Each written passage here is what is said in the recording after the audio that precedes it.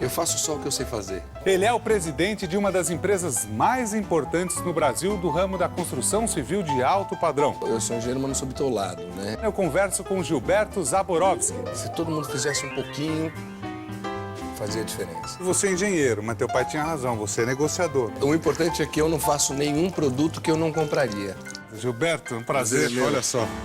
Hoje, Receita para Dois.